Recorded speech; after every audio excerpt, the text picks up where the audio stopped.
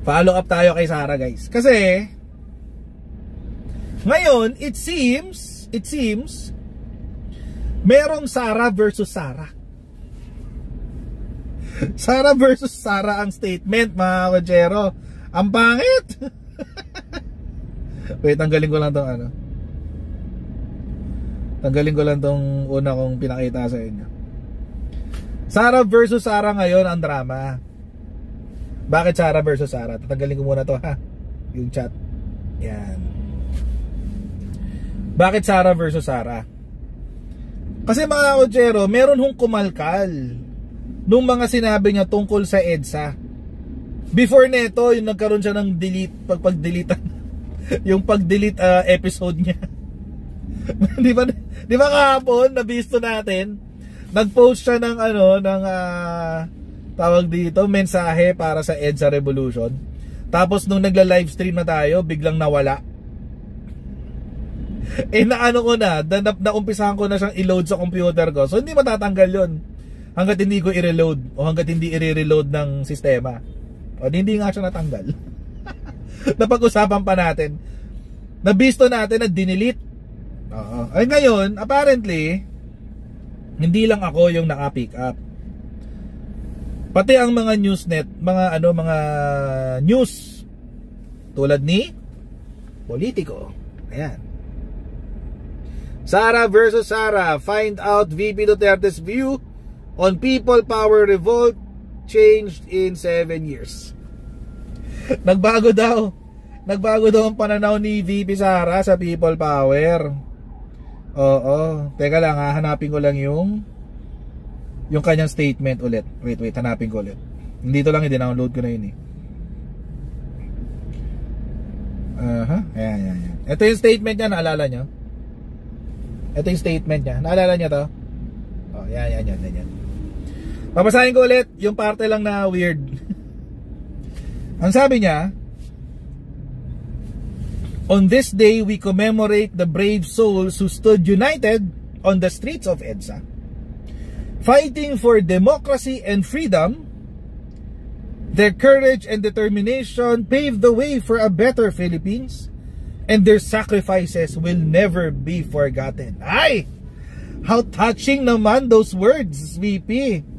Ayan yun, oh. Ayan, oh. Ayan, yung first paragraph. Ayan.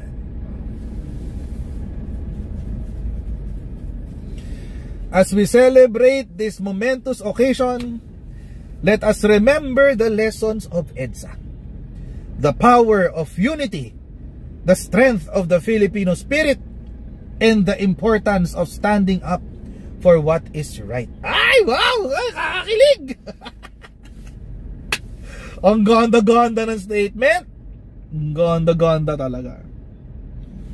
Pero, apparently, pinick up ni Politico yung balita. Pinick up ni Politico. Anong sinabi?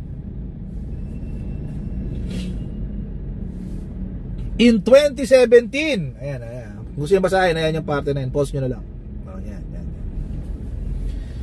In 2017, when her father, Rodrigo Duterte, was president, Duterte, Sara, said the people power revolution was important but only to commemorate what we did for our country on a certain period in history.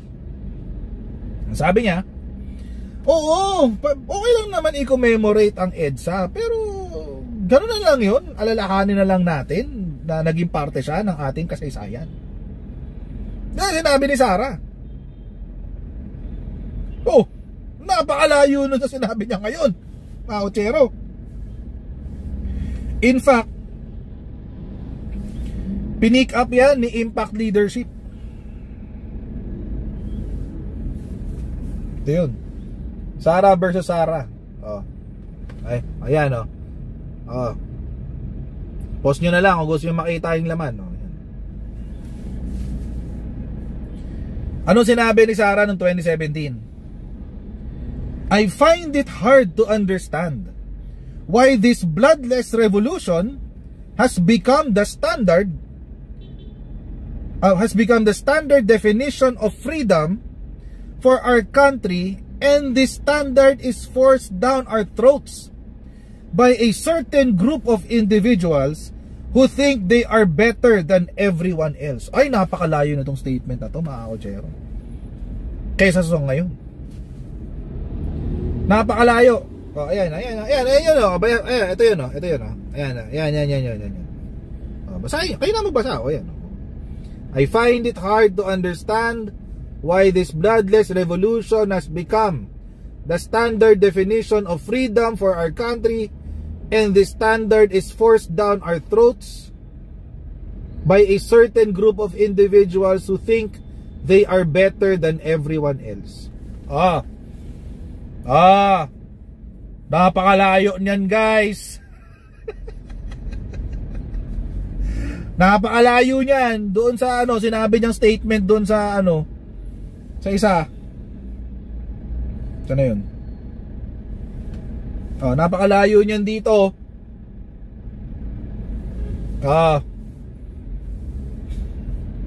Balentong ulit. Spokes Harry Roque, Attorney Harry Roque, bumabalento na ang mga sinusundan mo. Yung mga amo mo nagbabalento nga na, hindi nila alam paano sa sisirko at makuha ang affection at pagmamahal ng masang Pilipino.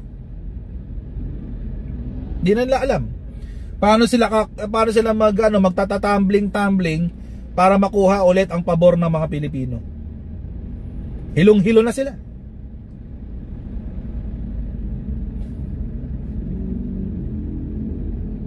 Etong si Sara, gustong ligawan ng mga dilaw. Etong si Digong, ewan ko, nung una Marcos adik, Marcos bangag. Ngayon, agree naman ako kay Marcos, wala pa siyang ginagawang malala. Ano ba yan? Bale-balentong na kayo. Bale-balentong na kayo, guys. Paano na yan? Sana kayo pupulutin. Ba't kasi alam nyo, dapat kasi kayo, nagkumpisa kayo ng gulo na hindi nyo kayang ipagpatuloy, hindi nyo kayang tapusin. Paano ngayon yan? Diba? Paano ngayon yan? Punta ako sa comments. Wait, tingnan natin chat room. Show chat.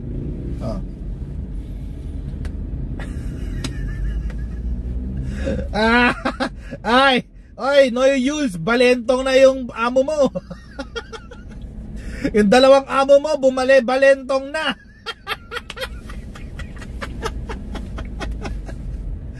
Ay, yung amo nyo, balentong na, guys.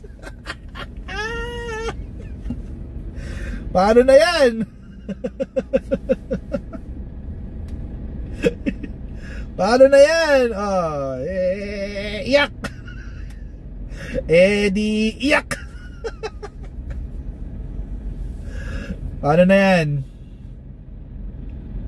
So yung VP Sara nyo gusto manligaw sa mga dilawan, sa mga komunista, sa mga ganon. Kasi mga kotsero, yun lang naman ang ibig sabihin ng people power eh. Kung babalikan natin yung kasaysayan ng people power, tungkol lang yan dun sa mga ginawa ng mga dilawan, sa ginawa ng mga komunista. So sumulat ng statement si VP Sara para ligawan ang mga komunista, para ligawan ang mga dilawan.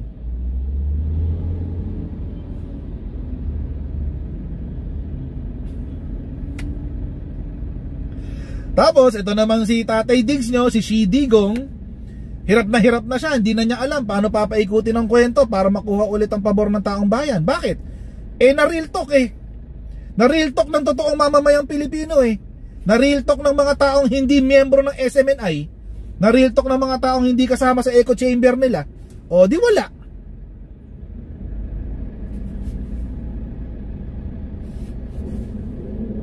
O ngayon, biglang pabor naman ako kay Bongbong Marcos eh. Wala pa naman siyang ginagawang sobrang mali.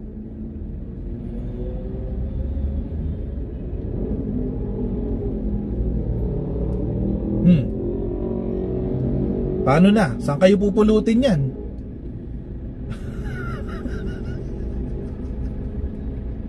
Ang hirap. Alam nyo, ang hirap ngayon magtanggol kapag ikaw, Duterte Balahura supporter. Ang hirap ipagtanggol si Digong. Sa totoo lang. Ang hirap pagtanggol si Digong. Di mo alam kung saan ka lulugar. Hindi mo alam kung pro-admin ba siya o anti-admin and everything. Hindi, wala kang ano eh. Hindi mo alam kung saan ka lulugar sa kanya. Ito naman si Sara, si VP Sara, may mga ganitong drama. Bale-balentong na rin. Ito yung totoong balentong, guys. Yung sinasabi ni Harry Roque kay PBBM, hindi balentong yun. Kasi sila, sadyang minimisinterpret nila yung mga sinasabi ni PBBM, hoping na paniniwalaan ng taong bayan at kakampihan sila ng mamamayan. That's their hope. Kaso hindi sila sinasakyan ng mga Pilipino. Bakit? Napaka-fantastic ng kwento nyo. Ang hirap paniwalaan. Fantastic beasts eh. Fantastic beast, guys. Ang hirap paniwalaan. Kaya ngayon, mga kotsero, papaita ko sa inyo. Merong video si Attorney Larry Gadon na pinaano kahapon. Dapat papaita ko to kahapon eh. Kaso, buti na lang hindi. Ngayon ko ipapakita. May sinabi si Attorney Larry Gadon kahapon tungkol sa EDSA. At sana naman, VP Sara, kung sana pinanood mo to, nang marinig mo yung katotohanan tungkol sa EDSA. Papakinggan natin, guys, ha. Wait lang. February 25. Alalahanin natin na itong petsa na ito, February 25, ang isa sa pinakamalagim na Wait. Okay, game. Paparod ko sa inyo, mga si Attorney Larry to. Ngayon ay February 25. Alalahanin natin na itong petsa na ito, February 25, ang isa sa pinakamalagim na yugto ng kasaysayan ng ating bansa maraming taon na nakalipas. Dahil dyan ay namayani ang mga dilawan na nagpahirap sa ating bansa at naglugmok sa ating ekonomiya at pumigil sa pag-unlad ng ating bansa. Kaya yan ang ating iisipin na leksyon sa kasaysayan ng Pilipinas. Kaya ngayon ay tayo ay wag nang maniwala sa mga propaganda at mga reklamo na wala namang katuturan. Sinasabi nila na yung bigas daw ay hindi na naging 20 pesos. Talagang nagkaroon ng matinding problema sa buong mundo sa bigas sapagkat nagkaroon ng Ukraine War. Noong pinangako yan ni Presidente Bongbong Marcos ay wala pa yung mga elemento ng pagtataas ng bigas kagaya na lamang ng Ukraine War sapagkat dyan nanggagaling ang mga murang abono at pataba sa lupa para magkaroon magandang pag-ani sa palay. At ngayon din ang panahon ng drought, yung El Nino ay talaga namang lahat ng bansa, mga rice producing countries ay naapektuhan din. At yung mismong mga bansa na may malalaking mga ani ay nagpigil ng kanilang pag-export sapagkat sila rin ay nagkakaroon ng krisis din sa bigas. Ang katotohanan, ang Pilipinas ang isa sa may pinakamababa na bigas, pinakamababang presyo. Kung dito lamang sa Southeast Asia ay makikita natin na mayroong mga bansa na mas maunlad, na mas mahal ang bigas. At yung pagmamahal naman ng mga bilihin ay buong mundo ay nagmamahal ang bilihin, hindi lamang sa Pilipinas. At yan ay matapos ang pandemya ay unti-unti naman tayong bumabangon. Right. Kaya huwag kayong maniwala dyan sa mga paninira ng iba na hindi daw nakamit yung pinangako. Noong panahon din ni Presidente Duterte, ang pangako sa atin ay 15 pesos lang ang bigas. Hindi rin naabot yun. Gustuhin man niya, may mga external factors na hindi natin mapigilan. Kaya huwag tayong magmadali. At sa programa ng Marcos administration ay ginagawa natin ng paraan na mapataas ang ani ng ating agrikultura upang tayo ay makamit ang pagbaba ng bigas at ang iba pang bilihin. Yan naman ay tinatrabaho naman ng Marcos administration.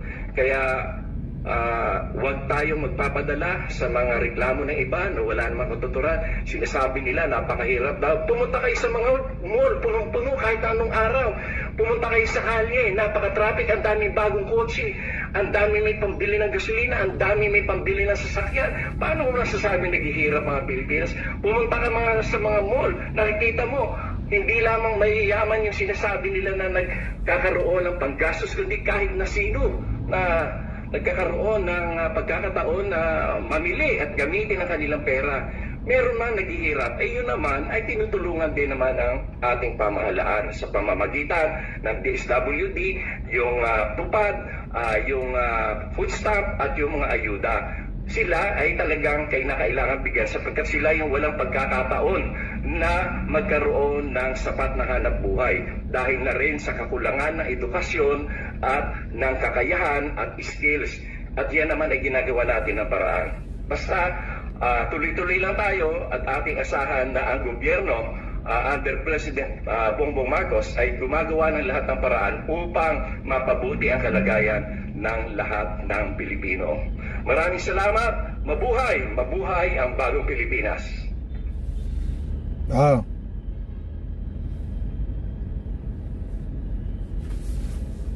Yun daw yung pinakamalagim na parte ng ating kasaysayan, guys. Yung yung EDSA.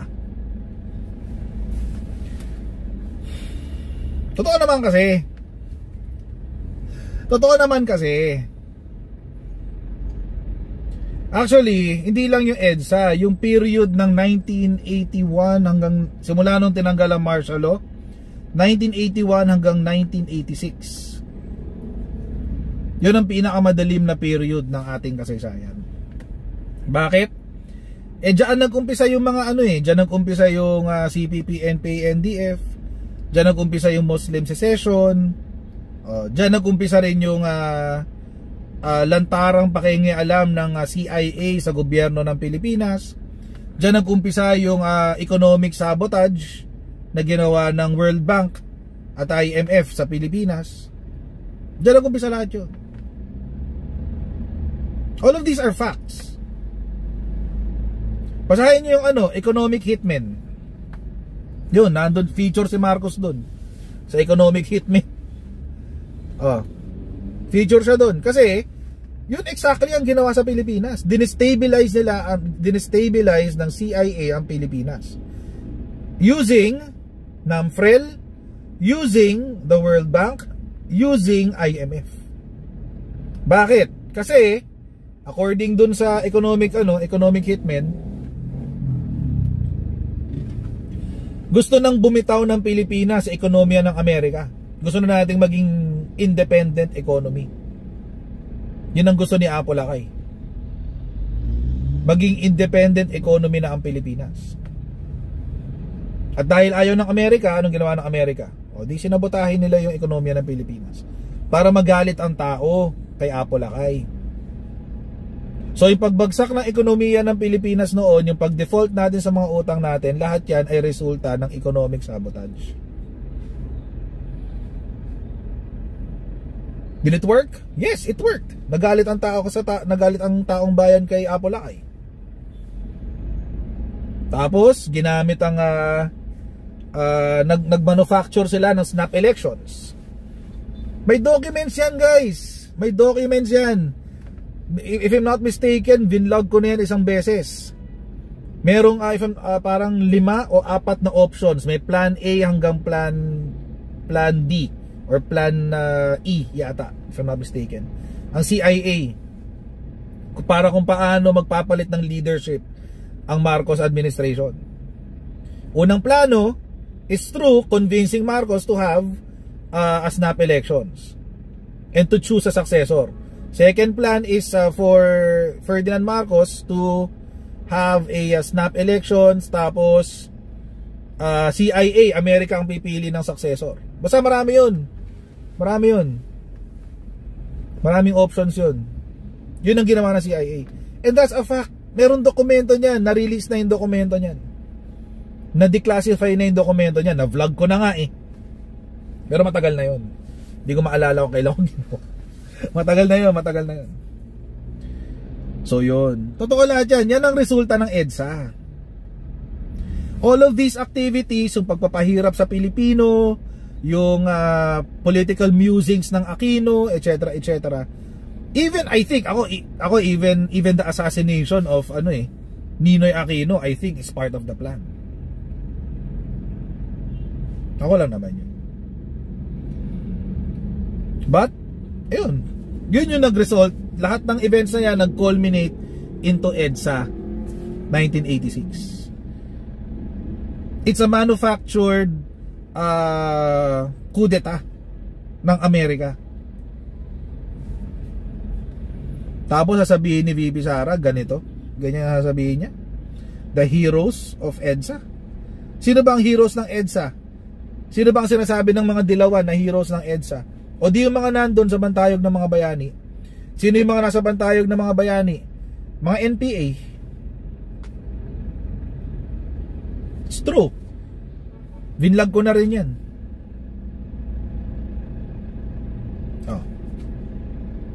Kaya nagbale-balentong si VP Sara. Nung na-post na yon, siguro hindi niya nagustuhan yung tono o hindi niya nagustuhan yung reaction ng mga tao dun sa post, o dinelete niya.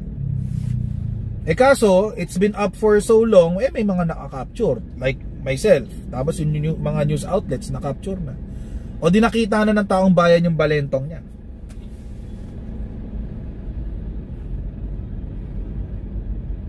I would even doubt si VP Sara nagsulat nun. Baka meron lang siyang sumulat nun. Baka may ghostwriter siya o may, I don't know. Ay, may copywriter siya, I don't know.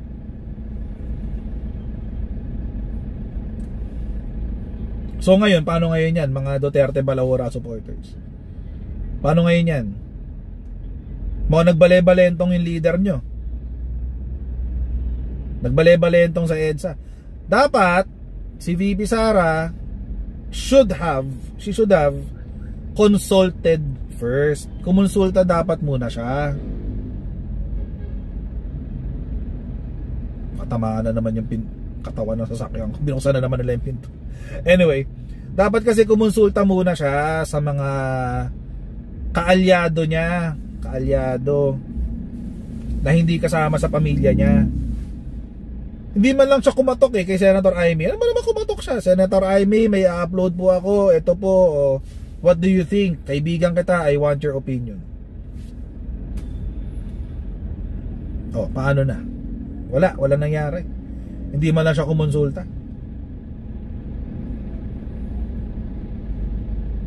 O di ngayon, she's the object of this ridicule. Siya kayo nung object niyan. Wala tayong magagawa. It is what it is. Yun na talaga yun. Panindigan na lang niya. Sana hindi na lang niya dinilit. Sana pinanindigan na lang niya yung yung statement na yun. Kasi regardless naman mga kutsero regardless may masasabi ang mga tao Kung dinilit niya, o di matatawa tayong lahat. 'Di ba? Tayong mga disillusioned na at turn off na sa mga Duterte. O di natawa tayong lahat, which happened. It happened. Kung di naman niya i-delete, aasarin pa rin naman siya. O ganun din. O di might as well, diba, keep your credibility together. Pinanindigan mo na lang yun, yung statement. Wala, may pag-delete na naganap. Di hayaan natin siya. Bahala sa buhay niya. Okay na yun, bahala siya. At least, now we know. Ngayon alam na natin na meron din siyang tendency na bumali sa kanyang salita. Now we know. Next time po, VP, katok po muna sa mga kaalyado. Kung hindi man po sa mga kaalyado mo kay PBBM, at the very least sa mga kaalyado mo, sa mga kaalyado mong kasama o kabilang kay Senator Amy. Katok-katok lang ng konti, wala namang problema dun. Diba? Wala namang mawawala sa iyo. Once again, maraming salamat sa inyong patuloy na pagsuporta. Please don't forget to like, share, and subscribe. Mag-dinner na po kayo mga kotsero. God bless and see you again next time. Bye!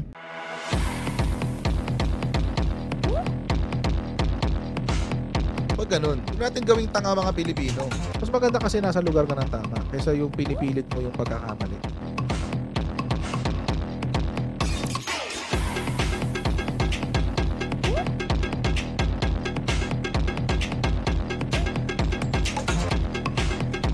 Are they willing to go that far? Hindi nakakalimutan ng Pilipino yan hanggat di nasasagot niya.